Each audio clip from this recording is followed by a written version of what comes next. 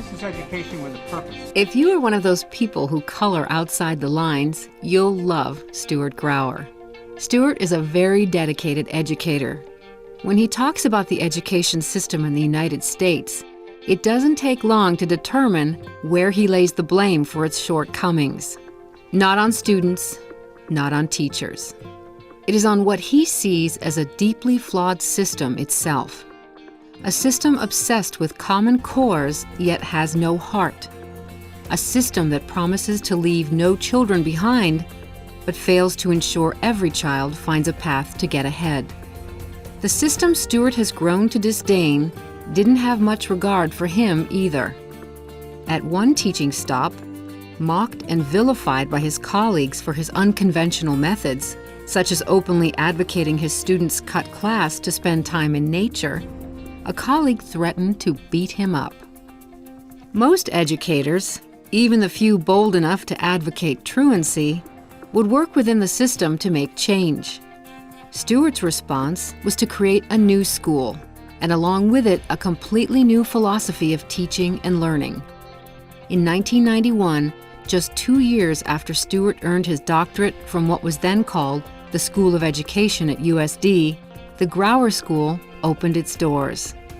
Stuart's vision saw education not defined only by curriculum or even the walls of the classroom. He pioneered what he calls expedientiary learning. That doesn't mean field trips to museums. It means the planet is the campus. Grauer School expeditions are designed to immerse students in cultural experiences and humanitarian work. Students have traveled to Jerusalem, where they partook in celebrations with both Israeli and Palestinian students, to Cuba, Guatemala, to the Pine Ridge Indian Reservation, to Tanzania, to China. Among the more local ventures, a trip to South Central Los Angeles shortly after the Rodney King riots, so students could talk with peers who had been trapped in the riot zone. Perhaps the most important perspectives Grauer School students gain are from each other. Stuart felt too many students went too long, sometimes years, without having a meaningful conversation. The Grauer School student body is capped at 150, what Stuart calls tribe-sized, and classes at a dozen, or council-sized.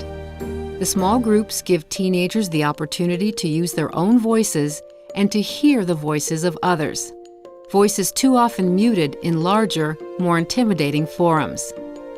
The Grauer School was launched in a strip mall. Today, the intimate Encinitas campus is a magnet for recruiters of top-tier universities. Stuart's methods are still unconventional. Grauer School students were recently featured in a television news segment shouting that physical education is the most important class they take. What is it? PE! Because the activity gives them energy and focus to succeed in all the others. It's original. It doesn't make sense unless you actually think about it. It's the Grauer way.